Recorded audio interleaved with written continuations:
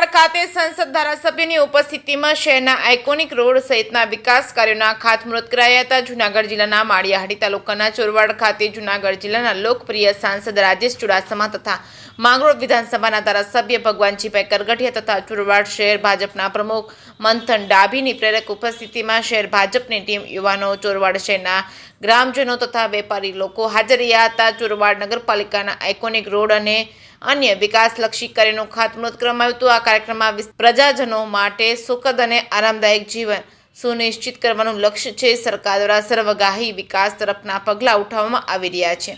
જે.કે. સિંહ ગુજરાતી સાથે પ્રતાપ સિસોદિયા, માળિયાહાટીના।